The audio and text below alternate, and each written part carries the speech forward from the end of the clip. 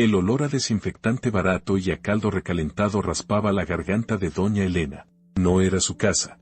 Lo sabía, aunque no podía recordar dónde estaba su cama de latón, ni el jarrón azul de la sala que siempre atrapaba la luz de la mañana. Su hijo, Jorge, vestía una camisa planchada, limpia de las manchas de café que ella le limpió por más de 40 años. Se movía con la prisa nerviosa de quien está a punto de mentir frente a un altar. Estaban en un cubículo pequeño, con paredes de color menta desvaído, y la luz de la tarde entraba filtrada por una cortina de plástico blanco, dibujando líneas débiles sobre el piso de linóleo frío. Aquí estarás bien, mami. El doctor dice que es un lugar excelente, dijo Jorge, su voz resonando demasiado alto en el silencio institucional. Dejó una maleta vieja, abultada y llena de ropa con olor a naftalina, junto a la cama angosta. Elena tocó la sábana. Estaba demasiado áspera. ¿Y tú? ¿Vienes a dormir aquí conmigo? Jorge rió, pero el sonido no llegó a sus ojos. Era el tipo de risa que usan los adultos cuando un niño pide algo imposible. No, mami, tengo que volver al trabajo. Tú tienes que hacerte fuerte, ¿sí? Este es solo un cambio. Elena sintió la confusión ascender desde el estómago, como una náusea. Ella lo miró, tratando de ensamblar las piezas de la realidad que se le escapaban como arena entre los dedos. Él era su roca, su único hijo. ¿Por qué la roca se estaba moviendo? ¿Qué cambio, mi vida? ¿Dónde están los cuadros de la Virgen? Jorge se pasó la mano por el pelo, impaciente. Vio el reloj. Había un tren de metal pesado en el aire, una urgencia que no tenía que ver con el horario, sino con el peso moral que estaba dejando caer. El enfermero vendrá en un rato a ayudarte a instalarte. Te traje tus medicinas. Señaló una bolsa de plástico en la que se veía un blister de pastillas y un pequeño frasco de cristal. Luego, tomó su saco y se dirigió a la puerta sin mirarla. Es un buen lugar, ¿eh? Mira. Señaló con el mentón un pequeño adorno metálico que estaba pegado cerca del marco de la puerta, un disco plateado que parecía un detector de humo miniaturizado. Es parte del sistema de seguridad, para que nadie te moleste. Elena asintió sin comprender realmente el objeto, solo la necesidad urgente de él de irse. ¿Me vas a llamar pronto, hijo? Jorge se detuvo en el umbral, su sombra alargándose sobre la habitación. Sí. Siempre, mami. Siempre. Pero el tono era hueco. La palabra siempre se sintió tan fina y frágil como el cristal a punto de romperse. En menos de 3 minutos, la puerta se cerró. No con un golpe, sino con el sonido sutil y final de un cerrojo deslizándose. Era el sonido del fin de una era. Elena se levantó despacio, arrastrando los pies en pantuflas, hacia la ventana. Pudo ver la calle. Era la periferia de la Ciudad de México, donde el concreto se rompía y el horizonte se perdía en una bruma gris. Vio la parte trasera de un coche oscuro alejándose a toda velocidad. Un escape. El vacío que dejó Jorge era físico. Elena sintió el impulso de hablar, de contarle a alguien, aunque fuera a la pared, cómo se sentía ese abandono. Quería encontrar a alguien que pudiera escuchar su historia, tan vieja, tan dolorosa, tan común. ¿A quién le podría importar esta injusticia? Si estás leyendo esta historia, suscríbete y cuéntame desde qué ciudad me escuchas, para saber que no estoy sola en este silencio. Se sentó en la cama, la vista nublada. Solo quedaba el olor a tristeza y cloro. Se abrazó a sí misma, buscando el calor que Jorge se llevó consigo. La maleta en el suelo, llena de recuerdos y de futuro negado, era un ancla de metal oxidado. Mientras las lágrimas, silenciosas y lentas, mojaban la tela áspera de su bata, Elena notó algo que su mente confusa había ignorado. El pequeño disco plateado que Jorge había señalado como seguridad no estaba cerca del techo, sino justo al nivel de los ojos, oculto parcialmente por un marco de plástico. No parecía seguridad. Parecía un ojo observándola, frío y pequeño. No sabía que ese ojo había sido colocado por su hijo, Jorge, para confirmar si ella estaba lo suficientemente perdida para no protestar cuando él comenzara a desmantelar su vida. Tampoco sabía que ese mismo ojo, colocado con malicia, se convertiría en su única prueba. La enfermera, una mujer joven con el rostro fatigado y un uniforme de tela barata, entró arrastrando los pies. No preguntó a Elena cómo se sentía, ni si necesitaba ayuda. Simplemente desempacó la maleta con una eficiencia mecánica. Sus pastillas, murmuró, dejando el blister en la mesita de noche. Tome la azul después de la cena. La blanca, al amanecer. Elena intentó contarle que Jorge se había ido, que el coche oscuro se había disuelto en la neblina del atardecer. Mi hijo, comenzó Elena, la voz pastosa. Sí, señora. Su hijo la registró. Tendrá visita la próxima semana, respondió la enfermera, sin levantar la vista. Para ella, Elena era solo otro expediente. Elena se sintió como un mueble movido de lugar.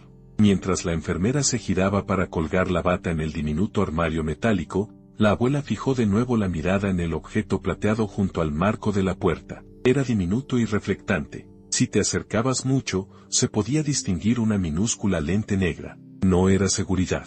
Era vigilancia. Su memoria era una coladera, pero su instinto, la vieja sabiduría de quien ha vivido la dureza de la Ciudad de México por décadas, seguía intacto. Algo dentro de ella gritaba, peligro. Mientras tanto, a 10 kilómetros, Jorge ya no era el hijo preocupado. Ahora era un hombre apurado, con el sudor frío de la avaricia en la frente. Conducía por la colonia Narvarte, esquivando baches y bocinazos, de vuelta a la casa pequeña y oscura que su madre, Elena, había heredado de su abuela. Era una propiedad pequeña, antigua, pero el terreno en esa colonia valía una fortuna.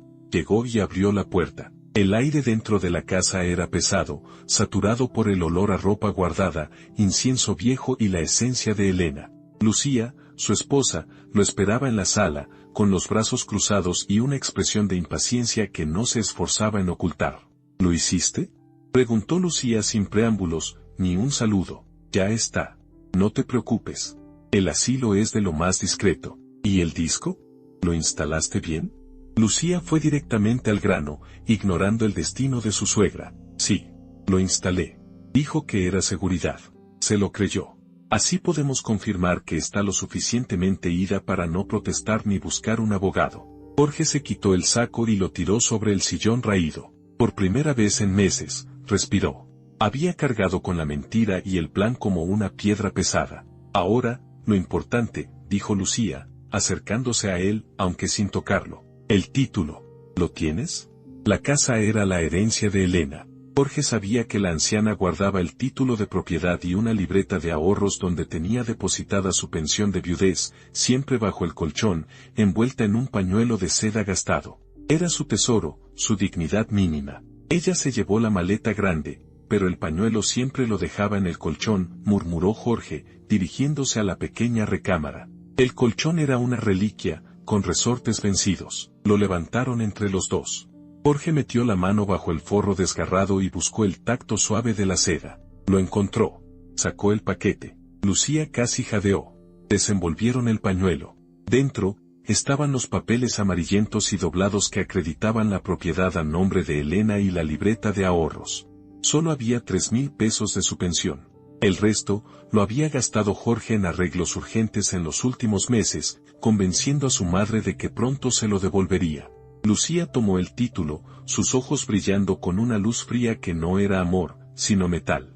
Ahora solo hay que falsificar la firma. El notario de mi tío es bueno, ya sabes. En una semana esto estará a nuestro nombre, y venderemos. Jorge no pudo mirarla. La traición era un sabor amargo en su boca, no por su madre, sino por el miedo a ser descubierto. No me siento bien, Lucía. Fue duro. Duro es pagar la renta de este cuartucho. Duro es no tener para el enganche de un buen departamento. Olvídala. Ella está en su mundo, olvidada. El simbolismo del robo era devastador, no solo le robaban el futuro, sino la única prueba de su pasado, la casa que era la extensión física de su memoria. Jorge se dirigió a la cocina. Vio la pequeña olla de barro, el rastro seco de la última sopa de fideo que Elena había preparado para él, con cilantro fresco. Un latigazo de culpa lo cruzó, pero lo enterró inmediatamente bajo la promesa de una vida mejor, sin la carga del cuidado. Abrió el refrigerador. Estaba casi vacío. Tomó una chela del paquete que había dejado antes. Escuchó el ruido de su esposa en la sala, reorganizando los documentos. Eran dos depredadores silenciosos, desmantelando la vida de una anciana, reduciéndola a papeles y dinero. La memoria de Elena ya era tenue, pero el acto de abandono y robo que ocurría ahora, tan cerca, era un veneno que corría por las venas de su historia familiar, garantizando que, aunque lo olvidara todo, la injusticia quedaría marcada en su alma. Elena pasó su primer día en el asilo bajo el peso de ese ojo plateado. No era la pérdida de memoria lo que la atormentaba tanto como la certeza visceral de que la habían dejado ahí para morir. Su mente era una niebla densa, pero ciertos objetos, ciertas sensaciones, traspasaban esa niebla con la nitidez del cristal roto. El ojo era uno de ellos. Se acercó lentamente al marco de la puerta. Puso su mano temblorosa sobre el dispositivo, sintiendo el plástico frío y liso. Recordó la voz de Jorge, seguridad. Pero ¿por qué la seguridad la hacía sentir tan expuesta y sola? La tarde se estiró en un silencio gomoso. El sonido más fuerte era el rodar ocasional de un carrito de medicinas por el pasillo y el lamento lejano de otra paciente. Elena intentó hablarle a la cámara, como si fuera la extensión de su hijo. Jorge, ya estoy aquí. Hace frío. ¿Por qué no me traes mi rebozo rojo? No hubo respuesta, solo el parpadeo invisible de la luz en el lente. Se sintió estúpida, pero la desesperación era más fuerte que la vergüenza. Si eres seguridad, susurró, sintiendo un escalofrío, protégeme. Dime por qué estoy aquí. Su fracaso humano, la falibilidad que la había dejado tan vulnerable, no era el Alzheimer en sí, sino su fe ciega en el hijo que había criado. Había fallado en ver al hombre que era, prefiriendo recordar al niño que necesitaba sus cuidados. Mientras Elena se sentaba de nuevo, derrotada, se abrió la puerta. No era la enfermera apurada, sino una asistente de limpieza llamada Marta. Marta era una mujer de rostro ancho y manos fuertes, cuya piel color tierra parecía cansada, pero sus ojos eran profundamente cálidos, como brasas ocultas. Marta no venía a dar medicinas, sino a hacer la limpieza nocturna. El cubo de agua olía a jabón de pinos y cloro. Buenas noches, doña Elena, dijo Marta, y la diferencia fue abismal. Ella usó el nombre, no el número de cama. Habló suavemente. Elena levantó la cabeza. ¿Eres nueva? No te recuerdo. Soy la de la tarde, doña. Llevo aquí 3 años. No se preocupe, la memoria es un jardín. A veces las flores están cubiertas de maleza. Marta se arrodilló para tallar el piso de linóleo. El sonido de la fibra áspera contra la cera era rítmico, casi tranquilizante. Mi hijo se fue. Me dejó. Lo sé, doña. Pasa mucho. Los hijos tienen mucha prisa. Marta no la juzgó, no la corrigió. Solo reconoció su dolor, dándole dignidad a la verdad que la ciencia institucional ignoraba. Mientras Marta fregaba la esquina más alejada, dejó caer algo discretamente detrás del cesto de basura. Luego, se puso de pie, secándose las manos en el delantal. Mire, doña, hay una grieta en esa esquina. Si pone un trapito ahí, no se mete la humedad. Elena asintió, siguiendo las indicaciones de la mujer, que se fue con su carrito, dejando solo el leve aroma a limpieza. Cuando Elena se dirigió a la esquina, encontró un pequeño pañuelo de tela doblado, un pañuelo de los que usaban las mujeres del pueblo, no de los desechables del asilo. Al desdoblarlo, encontró algo más, un trozo de chocolate abuelita, envuelto en su papel de aluminio. Era un acto de insubordinación, una pequeña chispa de humanidad prohibida en ese lugar estéril. Un primer rayo de esperanza. Elena rompió un trocito de chocolate. El sabor dulce, amargo y terroso explotó en su boca. Era un sabor de casa, de cocina, de la vida que Jorge le había robado. La sensación era tan poderosa que por un segundo, la niebla se disipó. Mientras disfrutaba del pequeño regalo, su mirada se posó de nuevo en el disco plateado. La pequeña lente negra parecía observarla, esperando que ella se derrumbara en la tristeza. Pero con el chocolate en la boca, Elena sintió una pequeña rebeldía. Si ese era el ojo de Jorge, él no vería su rendición. Elena, con la urgencia que a veces concedía el Alzheimer antes de volver a robar, metió la mano bajo el colchón y recordó el pánico al no encontrar el pañuelo de seda con los papeles. Jorge se los había llevado. Le había robado su casa. Pero ella no estaba indefensa. Recordó otro escondite. Un lugar que ni siquiera su hijo, tan cerca, había notado. Se dirigió al armario. La madera vieja crujía. Detrás de los uniformes, pegada con cinta adhesiva al fondo, había una pequeña libreta roja, de esas que se usan para las cuentas del mercado. Nadie en la casa sabía que ella la tenía. Allí no estaban los títulos de propiedad, pero estaba algo más valioso, la memoria. En esa libreta, ella había estado anotando a mano, día tras día, los últimos meses, los nombres, las fechas, y sobre todo, las promesas de Jorge. Una contabilidad emocional de la traición. El dolor era real, y ella sabía que Jorge estaba viéndola. Decidió que si él quería ver su vida, ella le daría un espectáculo. Se sentó frente a la cámara, abrió la libreta roja y comenzó a leer, en voz baja, cada nota que había escrito, sabiendo que el ojo silencioso lo grababa todo. Era un desafío, un juramento de que, aunque su mente fallara, su alma no se rendiría a la injusticia. A 300 metros del asilo, escondido detrás de una gasolinera ruidosa, Jorge estaba sentado en su carro, mirando el celular. Lucía estaba a su lado, masticando un chicle con la mandíbula tensa. La pantalla mostraba el interior de la habitación de Elena, en una calidad granulada, pero clara. Elena estaba sentada en la cama, el rostro iluminado por la débil luz del foco sobre su cabeza. Tenía la pequeña libreta roja abierta. ¿Qué está haciendo? Siseó Lucía. Parece que está escribiendo. O leyendo, respondió Jorge, con un nudo en el estómago. Ver a su madre así, bajo su vigilancia, lo hacía sentir sucio. Elena levantó la libreta y, aunque no podían escuchar con claridad sin subir el volumen, sabían que estaba hablando hacia la cámara. 14 de mayo, decía Elena con voz baja pero firme en el asilo. Jorge me pidió 2,000 pesos para arreglar el coche que nunca tuvo. Dijo, te los devuelvo el martes, mamá, lo juro. En el carro, Jorge sintió un escalofrío. Ese detalle era real. Está delirando, declaró Lucía, irritada. Es la enfermedad. Es por eso que no puede firmar los papeles. Nos está haciendo un favor. Pero, ¿y si recuerda algo? ¿Y si alguien la escucha? Jorge no podía borrar la imagen de su madre, tranquila, pero leyendo una lista de agravios. ¿Quién la va a escuchar, Jorge? Los doctores no escuchan a nadie aquí. Y en el video solo parece una anciana confundida hablando con la pared. Es perfecta. Déjala. Mientras no proteste y se quede quieta, todo está bien. Lucía cerró la aplicación de vigilancia y tomó el celular de Jorge. Tengo que ir a la notaría. En 2 días, esto termina. Ocúpate de que el asilo reciba el primer pago. Con eso tenemos tiempo. Jorge asintió, sintiendo el peso de la traición como un manto pesado y apestoso. En el asilo, Elena se había cansado de leer. La libreta roja, con sus garabatos irregulares, era una contabilidad emocional.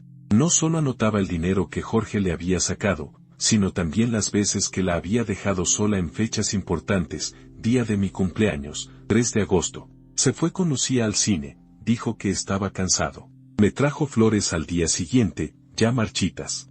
El acto de escribir y de recordar, aunque frágil, era el único muro que podía levantar contra el vacío. El paso de los días se medía por el sol que se filtraba por la cortina de plástico y por las visitas de Marta. Marta se había convertido en la pequeña dignidad de Elena. Aunque no podían hablar mucho debido a la vigilancia de las otras enfermeras, Marta había desarrollado un ritual silencioso. A la hora de la limpieza, Marta abría las ventanas para que entrara el aire frío y metálico de la mañana, un aire que olía a smog y a pan de dulce de la panadería cercana. Respire, doña. Es el aliento de la ciudad, le decía.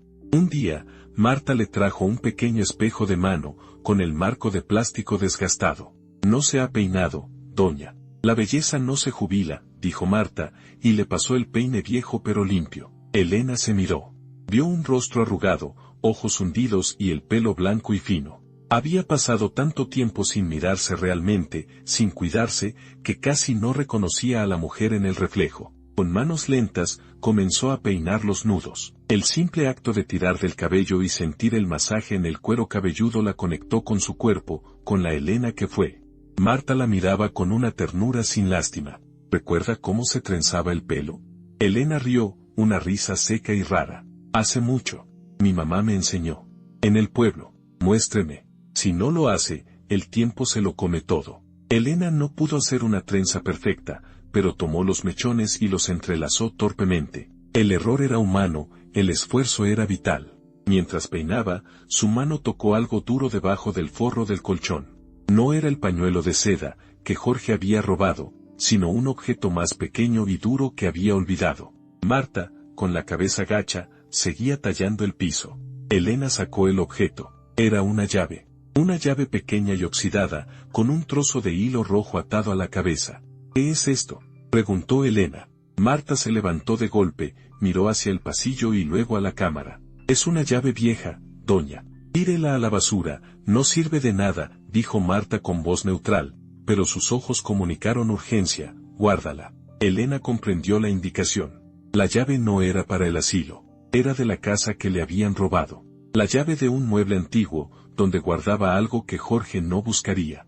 La memoria clave. Con una coordinación que superó su enfermedad, Elena cerró la mano sobre la llave, sintiendo el metal frío, y la guardó profundamente en el bolsillo de su bata. Era la prueba de que, incluso en el abandono más profundo, la vida había guardado una pequeña oportunidad. La reconstrucción de Elena comenzaba con un peine, un pañuelo de chocolate y una llave oxidada. Los días en el asilo se volvieron un ejercicio de supervivencia silenciosa. Elena notó que su mente no era un desierto uniforme, había islotes de lucidez, pequeños faros que encendían y apagaban sin aviso. Se aferró a ellos, usándolos para mapear su entorno. Su habilidad oculta, que Jorge nunca valoró, era la observación aguda y la paciencia campesina. Ella había notado que, aunque Jorge instaló la cámara, ésta solo transmitía en vivo si él o Lucía activaban la aplicación, no había un monitoreo constante. Había lagunas de tiempo, sobre todo por la madrugada, donde el ojo solo grababa y almacenaba localmente, si es que lo hacía. Marta, la asistente de limpieza, seguía siendo su única aliada. La mujer regresaba cada tarde, con su olor a jabón de pino y una sabiduría tranquila. El vínculo se fortaleció en el silencio y en los pequeños gestos. Un día, Elena se sintió particularmente desorientada. Había olvidado dónde estaba y por qué la cama era tan dura. Lloró en silencio, la cabeza hundida en la almohada barata. Marta entró y la encontró. No dijo nada sobre el llanto. Simplemente se sentó en el borde de la cama, rompiendo todas las reglas. Tengo frío en el alma, Marta, dijo Elena, la voz rota. El alma se calienta con recuerdos fuertes, doña. No con los tristes, con los que le hicieron sentir fuerte. Elena cerró los ojos y Marta comenzó a cantarle en voz muy baja. Era una melodía simple, de cuna, de la Mixteca. El tono era bajo, casi inaudible para un micrófono, pero la vibración de la voz de Marta era una caricia. La voz de Marta la llevó de vuelta. A una época antes de Jorge, antes del viudo, a su juventud, cuando trabajaba en una mercería. Yo hacía bordados, susurró Elena. Los puntos de cruz. Hacía aves y flores. La gente me pagaba bien por la precisión. Marta sonrió. Eso es un recuerdo fuerte. Ese día, Marta regresó con un pequeño retazo de tela blanca, tan pequeño que cabía en la palma de la mano, y un hilo de color azul oscuro, robado de algún kit de costura olvidado. Haga un punto, doña. Un solo punto. Elena tomó la aguja. Sus dedos, aunque artríticos, recordaban la danza. Con una lentitud y precisión sorprendentes, hizo un nudo y luego, el primer punto de cruz. Era imperfecto, pero era suyo. Era la reconstrucción de sí misma a través de una pequeña rutina que le devolvía su humanidad. En su vida exterior, la vida de Jorge y Lucía se aceleraba hacia la traición final. La falsificación de la firma de Elena en el título de propiedad estaba casi lista. Lucía había utilizado una muestra de la firma antigua de Elena, cuando su pulso era firme, para engañar al notario sobornado. Estaban de vuelta en la casa de Elena, ya sin el olor de la abuela, sino con el aroma de la pintura fresca. Habían comenzado a pintar las paredes de un blanco aséptico, borrando los colores cálidos que Elena había elegido. Maldita sea, Jorge, no encuentro el documento de la última hipoteca, dijo Lucía, revisando la carpeta con los papeles robados. Debe estar ahí. Lo saqué con los títulos. Revisa el jarrón azul, mami siempre metía cosas ahí. Lucía revisó el jarrón azul, aquel que atrapaba la luz. Estaba vacío. Parece que solo estaba el título. El notario dice que, si no tenemos el historial de hipotecas, el proceso de venta se puede retrasar. Mami era muy organizada con los papeles. A veces los guardaba en el baúl del recibidor, sugirió Jorge. El baúl. Elena lo había traído de su pueblo. Era antiguo, de madera tallada y estaba cerrado. ¿Y esta llave? Preguntó Lucía, señalando el candado oxidado. Jorge se encogió de hombros. Es un candado viejísimo. Mami perdió esa llave hace años. Nunca lo usamos, solo guardaba mantas viejas. Lucía tomó un martillo de la caja de herramientas. No tenemos tiempo para sentimentalismos. Si el documento de la hipoteca está ahí, lo tomamos. El primer golpe del martillo fue sordo y pesado. El metal oxidado del candado no cedió. Necesitamos algo más fuerte, dijo Lucía, frustrada. Lo que no sabían es que la llave oxidada que Elena guardaba en el bolsillo de su bata era la única que abría ese baúl. Y dentro, no había mantas viejas. Había el único documento original que probaba la hipoteca completa de la casa, cancelada 10 años antes, que el notario necesitaba para validar la venta. Elena había guardado el documento de liberación de deuda en ese baúl, bajo llave, como su último seguro. Mientras Lucía golpeaba el baúl en la casa vacía, Elena, en el asilo, terminaba su pequeño bordado. Había bordado una sola palabra en el retazo de tela, verdad. La pequeña pieza de bordado era una manifestación de su mente, frágil, pero firme. Y ese día, cuando Marta regresó, Elena le hizo una pregunta con una claridad que asustó a la asistente. Marta, ¿sabes dónde venden esos aparatos plateados? Los que tienen un ojo. Necesito saber si se pueden apagar. Marta la miró, comprendiendo que la abuela no estaba tan perdida como su hijo creía. El silencio se había vuelto el idioma de Elena y Marta. En el asilo, la comunidad se formaba en los gestos minúsculos de resistencia. Otras pacientes, mujeres con sus propios fantasmas, notaron la conexión entre la abuela y la asistente. Les daba una pequeña dosis de esperanza ver a alguien tratar a Elena con dignidad. Marta se inclinó cerca de Elena, fingiendo acomodar el cobertor. Ese ojo no se apaga, doña Elena, pero lo instaló alguien que no es profesional. Solo graba si ve algo que él considere importante. ¿Y cómo lo ciego?, preguntó Elena, sintiendo una oleada de adrenalina a pesar de la neblina mental. Marta susurró la respuesta, con un poco de bruma. El vapor. O algo que lo refleje demasiado. Marta estaba arriesgando su sueldo y su estabilidad, pero la injusticia en los ojos de Elena era demasiado pesada para ignorarla. La anciana había confiado en su hijo. Ahora, Marta era la única que podía ver la verdad grabándose en la pared. En la casa de la colonia Narvarte, la frustración de Jorge y Lucía era un ácido. Habían fallado en abrir el baúl. El candado era tan viejo y el metal tan duro que ni el martillo ni el cincel que habían conseguido después le hacían mella. Maldita sea. ¿Qué puede haber ahí que esté tan guardado?, gritó Lucía, el rostro rojo. El ruido del golpe había atraído la atención de un vecino curioso. Te digo que son mantas viejas, Lucía. No insistas.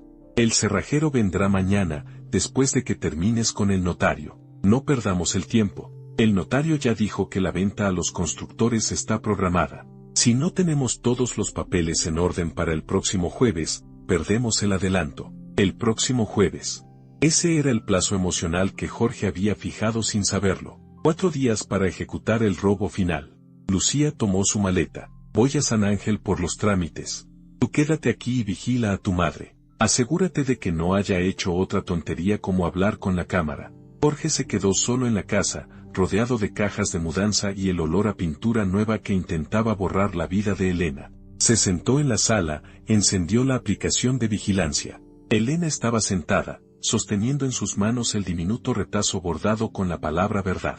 Parecía una muñeca de porcelana, frágil y vulnerable. Jorge observó a su madre. Recordó cuando era un niño y se había roto el brazo en el parque. Elena había corrido bajo la lluvia para cargarlo. La imagen de ese rostro, bañado por la lluvia y la preocupación, lo golpeó con la fuerza de un rayo. ¿Por qué?, murmuró Jorge, no a la pantalla, sino a la casa vacía. La culpa era una bestia que le royó el estómago, pero la promesa de la riqueza y de una vida sin estrecheces era un anestésico poderoso. En el asilo, Elena sabía que el tiempo se acortaba. Sentía la presión, aunque no supiera la fecha exacta. Esa tarde, Marta llegó con su carrito de limpieza. Elena estaba particularmente lúcida. Había repasado en su libreta roja los datos importantes. «Marta, ¿crees que alguien verá esto?».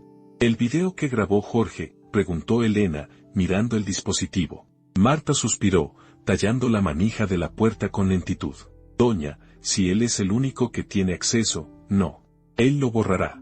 Elena miró sus manos, el lugar donde la llave oxidada estaba escondida. Es una pena que las historias importantes, las de la gente que no tiene voz, se pierdan en el silencio. A veces, uno necesita que alguien más escuche, que sea testigo de lo que está viviendo, para que la carga no sea tan pesada. Hay historias que son demasiado grandes para llevarlas uno solo. Si esta historia te ha tocado el corazón, quédate aquí, porque el camino de la verdad es más largo de lo que parece, pero nunca se recorre solo. Marta se puso de pie, asintiendo. Era la señal. Necesitamos vapor. Pero no tenemos olla. Elena recordó. La regadera del baño compartido siempre soltaba vapor muy caliente. El baño. El baño de allá, donde huele a humedad, dijo Elena, señalando con la barbilla. Marta comprendió. Los baños estaban al final del pasillo. Elena tendría que ir sola. Voy a decirles a los de mantenimiento que el agua caliente del baño 12 salió de control. Eso distraerá a las enfermeras y llenará este pasillo de vapor por unos minutos. Use ese tiempo, doña Elena. Solo tiene 5 minutos. Elena se levantó, sintiendo el peso de la llave en su bolsillo. Este era su momento.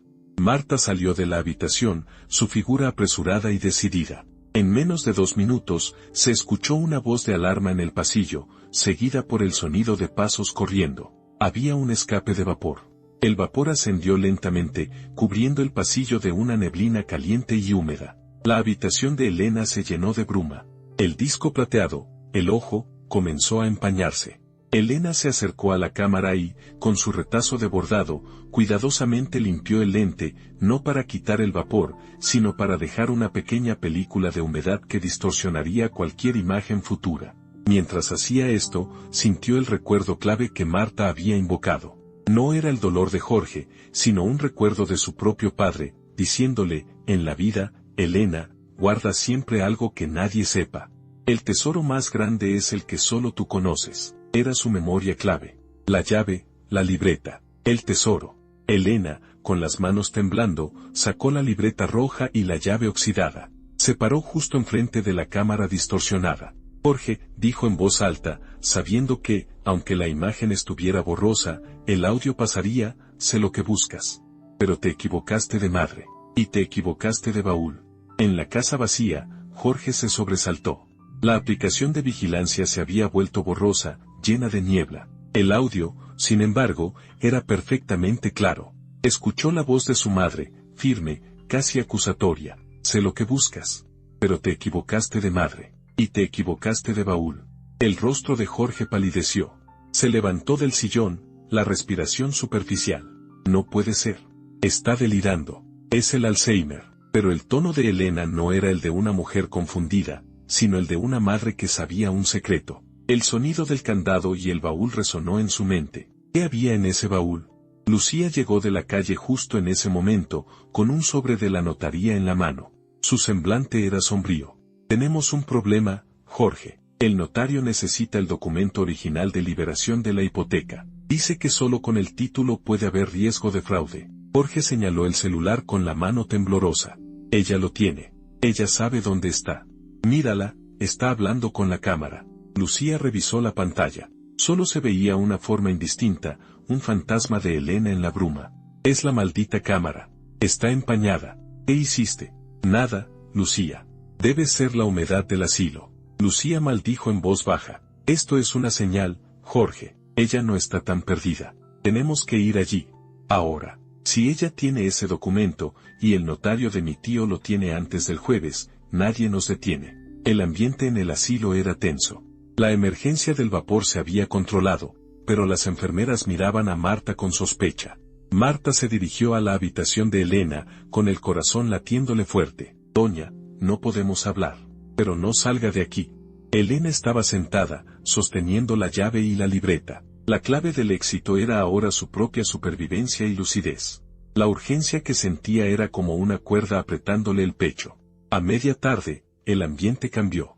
Se escuchó el sonido de tacones en el pasillo, un ruido ajeno al trajín habitual de pantuflas y suelas de goma. Jorge y Lucía entraron en la habitación como dos invasores. Lucía vestía un traje de negocios, pulcro y agresivo. Jorge estaba desaliñado, con el miedo brillando en sus ojos. Mami, dijo Jorge, su voz forzadamente suave. ¿Qué es esto? La cámara está mal. Elena levantó la cabeza. El rostro de Jorge se veía demasiado cerca, demasiado grande. No es la cámara, hijo. Es la verdad, que siempre es borrosa cuando uno no quiere verla. Lucía se acercó, ignorando a Jorge. Su objetivo era la información. Elena, querida, hemos venido a verte, pero necesitamos tu ayuda. Estamos buscando un papel muy viejo de la casa, ¿sabes? los documentos de la hipoteca. ¿Recuerdas dónde lo pusiste? Elena sintió la presión, pero también la fuerza de su pequeña rebelión. Recordó la palabra bordada, ¿verdad? Están donde siempre, en el baúl. Lucía y Jorge intercambiaron una mirada de triunfo. El baúl. ¿Y la llave, Elena? ¿Dónde está la llave? Elena cerró el puño, sintiendo el metal frío. Mentir era difícil, pero la supervivencia era un instinto. La perdió tu padre, hace muchos años. Nunca la encontramos. Jorge, aliviado por la información, pero inquieto por la resistencia de su madre, insistió. Mami, no juegues. ¿Podrías intentar recordar? Es muy importante, para nosotros. Lo que es importante para ti, Jorge, es lo que me quitaste. Los 3,000 pesos para el arreglo de las tuberías que nunca existió. ¿Qué haces con mi casa? La pregunta de Elena no era la de una anciana confundida, sino la de una fiscal. Jorge se sintió acorralado. Lucía intervino con frialdad. Ella está desvariando. Vámonos. Ya sabemos que está en el baúl. Solo necesitamos un cerrajero con más fuerza.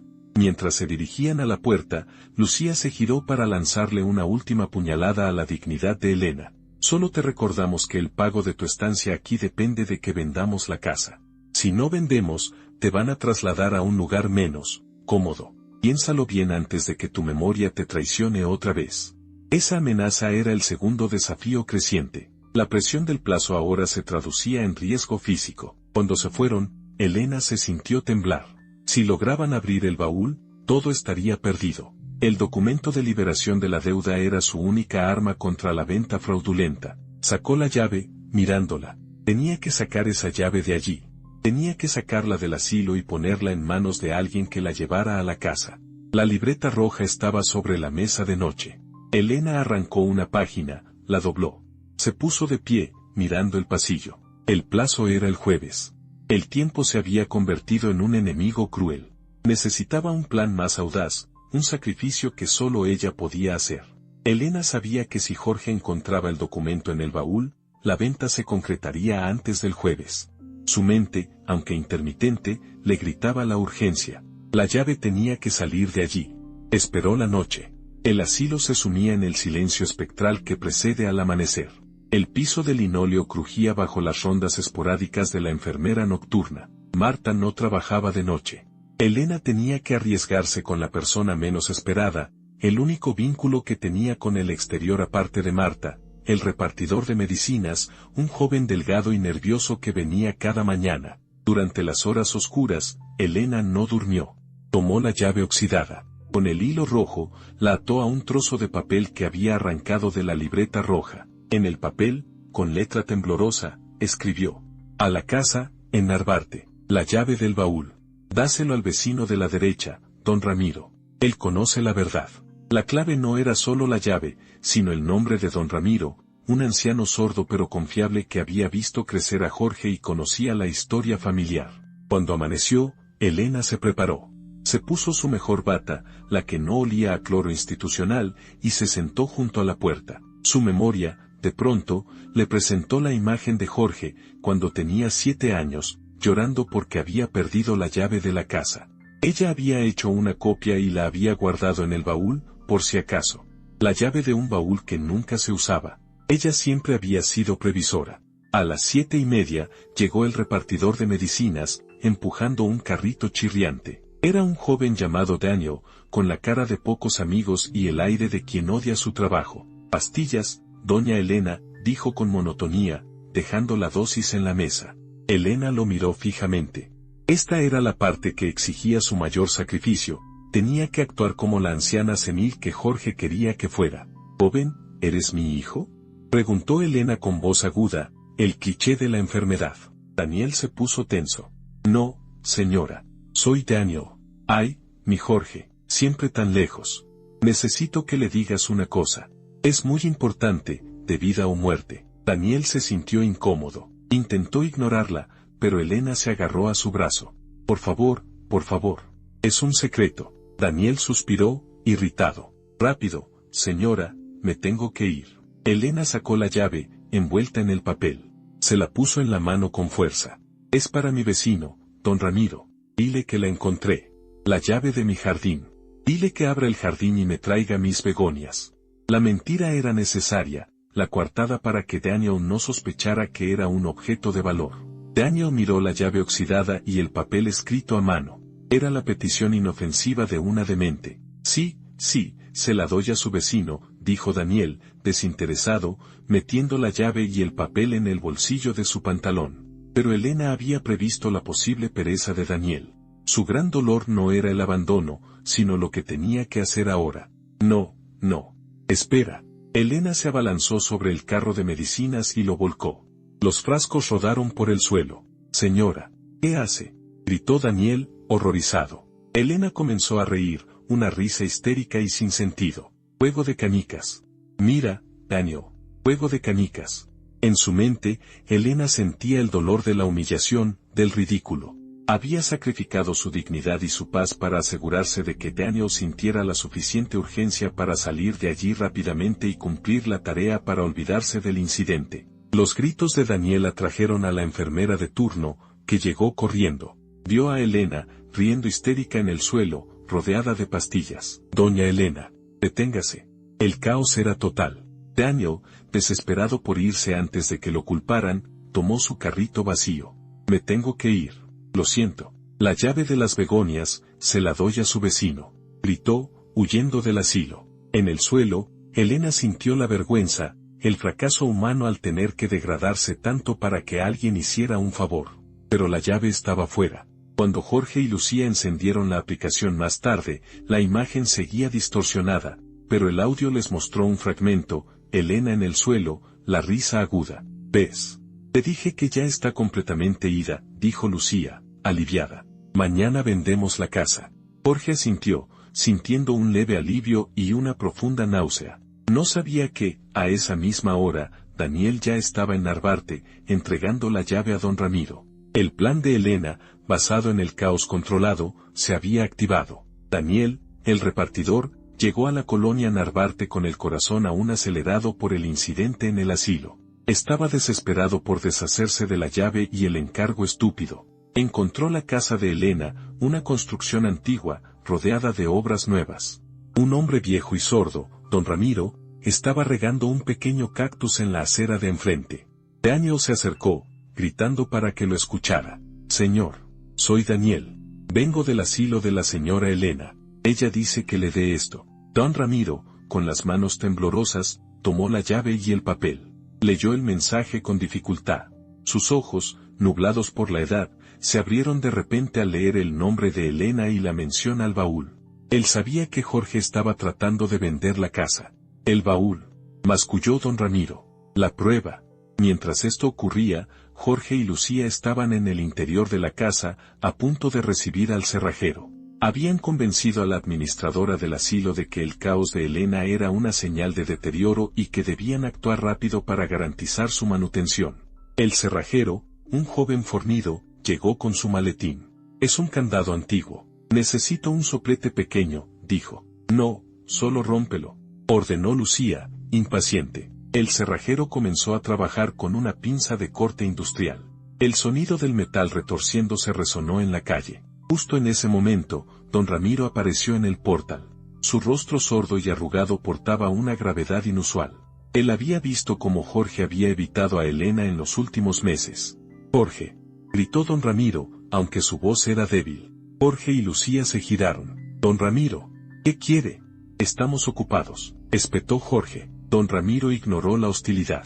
Se acercó al baúl donde el cerrajero aún batallaba. Sacó la llave oxidada que Elena le había enviado. Tu madre me la envió. Dijo que tenías que usar esta. Lucía bufó. No la escuches, Jorge. Es un truco de viejos. Jorge dudó. La llave brillaba con el hilo rojo atado. Lucía lo tomó del brazo, furiosa. No vayas a caer. Él está intentando detener la venta, pero la curiosidad, y un vago miedo a la verdad, vencieron a Jorge. El baúl era un misterio. Déjeme intentar, dijo Jorge, tomando la llave. La metió en el candado oxidado. El mecanismo era antiguo y simple. Giró con un clic sorprendentemente suave y definitivo. El cerrajero se quedó con las pinzas en la mano, estupefacto. Jorge abrió la tapa del baúl de madera. El olor a naftalina y a lino viejo salió a borbotones. Lucía se abalanzó, esperando encontrar billetes o joyas. Dentro, no había mantas. Había un compartimento oculto al fondo. Jorge lo abrió. Lo que encontraron no fue el título de propiedad que buscaban, que ya habían robado, sino un sobre grueso de papel manila. Jorge lo abrió. Dentro, estaba el documento original de liberación de hipoteca, firmado y sellado por el notario en 2010. El papel probaba que la casa estaba libre de toda deuda y que la venta que Jorge y Lucía intentaban hacer con el notario corrupto era completamente ilegal y fraudulenta, ya que omitían esta información crucial. La verdad había salido a la luz. Lucía leyó el encabezado, su rostro se puso blanco. Maldita sea. Lo planeó. Ella no podía recordar esto, murmuró Jorge, temblando. No podía. En el mismo sobre, había otra cosa, la libreta roja de Elena, que ella había intercambiado secretamente con Daniel por la llave, en un segundo de caos en el pasillo. Jorge tomó la libreta. La abrió al azar y encontró una página donde Elena había escrito, con letra clara y firme, para Jorge, sé que vendrás a buscar lo que no te pertenece. Si lees esto, significa que me has abandonado. Nunca quise herirte, pero la memoria de esta casa es más fuerte que tu avaricia. La injusticia se paga, no con dinero, sino con la vergüenza de saber quién eres. El silencio en la casa era absoluto. El cerrajero se retiró discretamente, comprendiendo la naturaleza familiar de la traición. Don Ramiro, sordo, solo sonrió con tristeza. Tu madre siempre ha sabido más de lo que ustedes creen, muchacho, dijo. Jorge sintió el peso de sus acciones. No era solo la pérdida de la casa, sino la pérdida de su propia alma. El audio de Elena riendo histéricamente en el asilo, el sacrificio de su dignidad, resonó en su mente. Ella se había humillado para asegurarse de que esta libreta y esta llave llegaran a don Ramiro. Lucía, sin embargo, estaba furiosa. No había espacio para la culpa. Destrúyelo. Quema el papel. Todavía podemos decir que lo perdimos. No, dijo Jorge, su voz baja y rota. Tenía el título robado, pero el documento de liberación de deuda invalidaba cualquier venta legal. Él ya había llegado al punto de no retorno. La revelación sombría no era solo el documento, sino la prueba irrefutable de la lucidez de su madre y la profundidad de su traición. La confrontación entre Jorge y Lucía se desató en la sala de la casa, mientras el baúl abierto y la libreta roja de Elena servían de mudo testigo. «Eres un idiota. ¿Cómo pudo esta vieja loca planear esto?», gritó Lucía, golpeando la mesa. «No le digas así. Ella es mi madre, y tiene la prueba de que este es un fraude». Jorge sostenía el documento de liberación de hipoteca, sintiendo como el papel se calentaba con la verdad. «Ella está demente, Jorge. No puede testificar. Dile al notario que perdiste los papeles y que ella está mintiendo. ¿Y qué hago con don Ramiro? Él vio todo». Lucía se abalanzó, intentando arrebatarle el documento, pero Jorge se alejó, sintiendo un resurgimiento de la dignidad que había perdido hacía meses. «Ya no, Lucía. No voy a cometer un fraude para que tú y yo tengamos un departamento más grande. Esto es lo que siempre quisiste, salir de la mediocridad. No a este precio». La pelea fue corta y brutal. Lucía se dio cuenta de que el miedo de Jorge al castigo legal era mayor que su codicia. Tomó sus cosas, jurando que lo abandonaría, que él y su mamá demente podían pudrirse en la miseria. Se fue, dejando un vacío helado y el eco de sus tacones. Jorge se quedó solo, entre el olor a pintura nueva y el olor a antigüedad del baúl. Su vida se había roto. Tenía el título de propiedad falsificado, la deuda moral, y ahora, la soledad absoluta. Tomó la libreta roja de Elena y se sentó. Comenzó a leerla desde el principio. No eran solo anotaciones de dinero, eran pequeños fragmentos de la vida de su madre, anotados justo antes de que la niebla la cubriera. «Hoy vi un colibrí. Lo pintaré para Jorge en cuanto pueda. Preparé mole para Jorge. Dijo que estaba insípido. Le compraré especias nuevas mañana». La libreta era un espejo que le mostraba no solo su avaricia, sino su crueldad cotidiana. Había despreciado el último esfuerzo de amor de su madre. La justicia emocional había llegado. No con policías, sino con el dolor insoportable del arrepentimiento. En el asilo, Elena estaba en su habitación. La enfermera había sido severa después del incidente de las medicinas, amenazando con sedarlas si volvía a comportarse. Marta entró, limpiando su carrito. «¿Sabe, doña? Hay rumores. Parece que don Ramiro anduvo por la casa de su hijo». Elena sintió un temblor de esperanza. «¿Y el baúl?». Marta sonrió levemente. «Se dice que el baúl se abrió. y que no había mantas.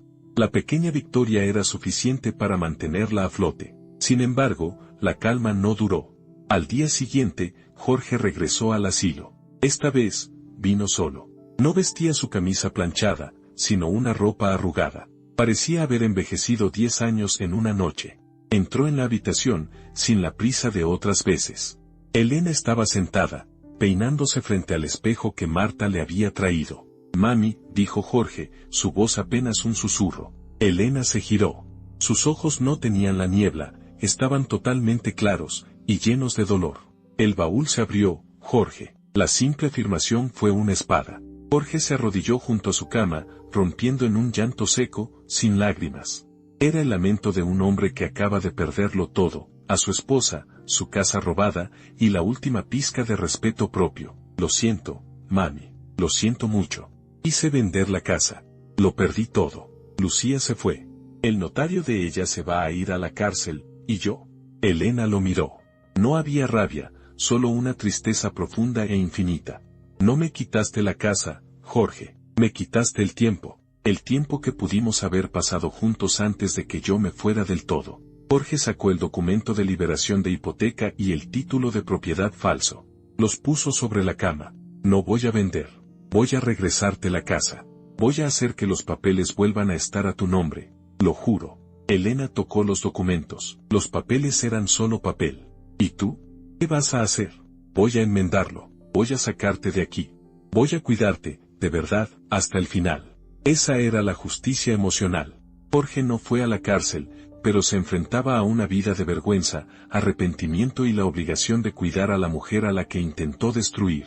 Era un castigo más profundo que cualquier celda. Elena, por primera vez, sonrió con genuina tristeza. «No me saques, Jorge, no todavía. Hay algo que tienes que ver». Señaló el disco plateado, la cámara instalada. «¿Qué?», preguntó Jorge, confuso. «Quiero que veas lo que grabaste. Todo. Tienes que ver lo que hiciste y lo que yo hice para defenderme. Si quieres cuidarme, tienes que ver la verdad». Jorge asintió, las manos temblándole. La cámara, el arma de su traición, se convertiría ahora en el espejo de su arrepentimiento. Jorge salió del asilo con la cabeza agachada y el corazón hecho trizas. Llevaba consigo la carga de su madre, su pasado y su futuro incierto. Su primera parada fue un café sucio con internet, donde intentó acceder al almacenamiento remoto de la cámara. El sistema de Jorge era rudimentario. Había configurado la cámara para grabar localmente en una tarjeta SD y luego subir los fragmentos de movimiento a un servidor privado. Accedió al video del último mes. Lo que vio fue una sucesión de escenas que lo destrozaron. Vio a Elena sola, intentando orientarse, hablando con la pared. Vio la visita de Marta, la asistente, trayéndole el chocolate y el espejo. Vio el bordado. Vio la sesión de lectura de la libreta roja, donde su madre enumeraba las promesas incumplidas y los pequeños robos. Y luego, vio el horror. Vio el momento en que Elena, con una precisión aterradora, se acercó a la cámara y habló directamente: «Sé lo que buscas. Pero te equivocaste de madre. Y te equivocaste de baúl». Vio el caos en la mañana, la risa histérica de Elena, la volcadura del carro de medicinas, la enfermera gritando. Vio el sacrificio de su dignidad, el acto de volverse loca solo para asegurarse de que el repartidor se llevara la llave lejos. Jorge tuvo que detener el video. El sonido de la risa de su madre, un sonido vacío y desesperado, le provocó arcadas. No era la risa de una demente, era el grito de una mujer que había perdido todo menos su astucia. La revelación sombría final no era la pérdida del dinero, sino la comprensión del alma de su madre. La enfermedad no le había quitado su esencia, sino que la había agudizado. El Alzheimer la había forzado a ser más precisa, más reservada, más astuta. Se dio cuenta de que Elena nunca había estado completamente perdida. Había estado observándolo, documentando su traición y planeando su defensa con la claridad de una anciana que sabía que el tiempo se acababa. Jorge se quedó allí durante horas, revisando los archivos, viendo los momentos en que había sido un monstruo silencioso. Cuando regresó al asilo, Elena estaba en el jardín, sentada en un banco de hierro oxidado, mirando un rosal diminuto que luchaba por vivir en el suelo pobre. «Lo vi», dijo Jorge, su voz limpia de toda mentira. «Lo vi todo. La libreta, el chocolate, la llave, el baúl. Y la risa. Elena asintió sin mirarlo. Entonces, ya sabes. Perdóname, mami. Por favor, ¿te perdonas tú? Esa es la pregunta. Jorge se sentó a su lado. Quiero sacarte de aquí.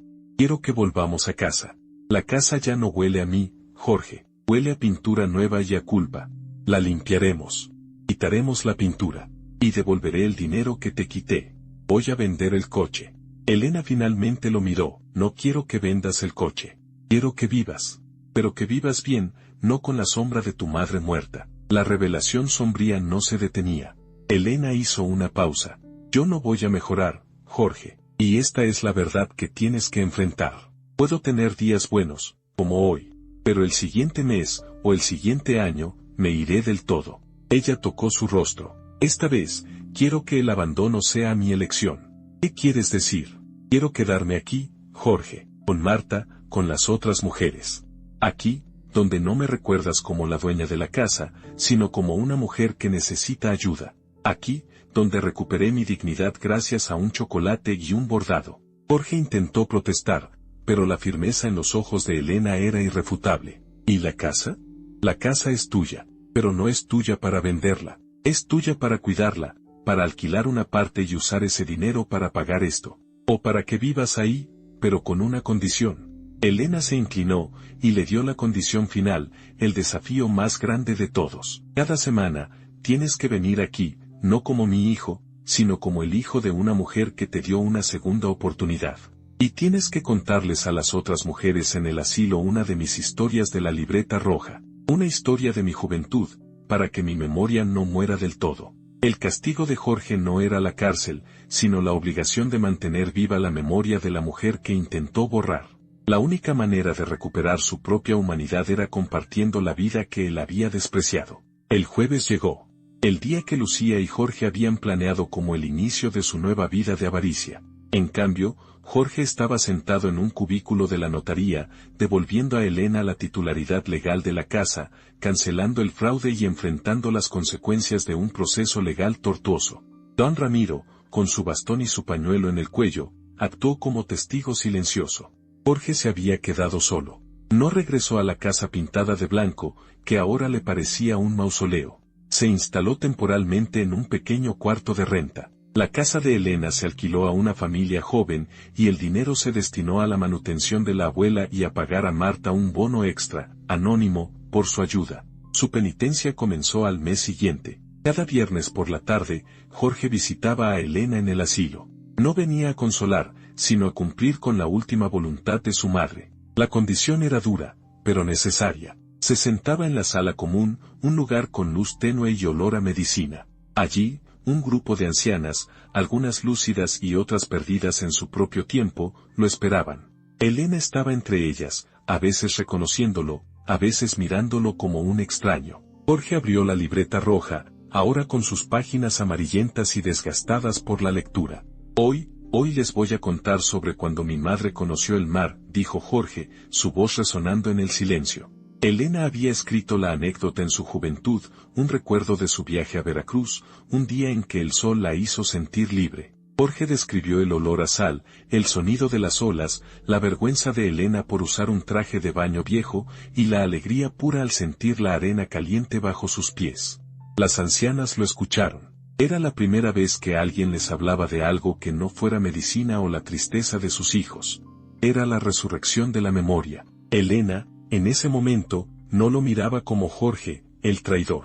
Lo miraba como el vehículo de su propia existencia, el narrador de su vida. Su rostro se suavizó en una sonrisa vaga y feliz. Sí, el mar, murmuró Elena, con los ojos cerrados, sintiendo el aroma imaginario de la sal. Jorge no buscaba el perdón, sino la redención.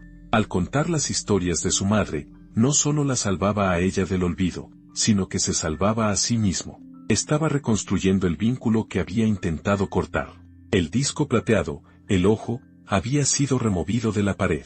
En su lugar, había un pequeño punto de pintura fresca. Pero la vigilancia no era externa, era interna. Jorge se vigilaba a sí mismo, todos los días, para asegurarse de no volver a ser el hombre que había intentado ser. Un año después, Elena estaba sentada en el jardín, envuelta en el rebozo rojo que Jorge le había traído por fin. Su mente se había ido casi por completo. Ya no recordaba a Jorge por su nombre, ni la casa, ni la traición. Pero cuando Jorge se acercó y le puso la mano sobre el hombro, ella se giró. Gracias, murmuró Elena. ¿Por qué, mami? Por la luz. Jorge supo que se refería a la luz que él había encendido en el asilo, la luz de las historias que contaban, la luz que mantenía viva su memoria. La casa seguía alquilada. La casa, el verdadero hogar, ya no era una estructura física. Era el lugar donde la memoria de Elena era venerada y compartida. Era el círculo de ancianas escuchando sus relatos. Jorge se quedó con ella hasta que el sol se puso. Era una vida imperfecta, dolorosa, pero con una pequeña y luminosa esperanza. La injusticia había sido expuesta, y el castigo, aunque sombrío, había traído una verdad más profunda. Si esta historia te ha recordado la importancia de cuidar a los nuestros y de la fuerza que reside en la verdad, te invito a comentar con la palabra clave memoria.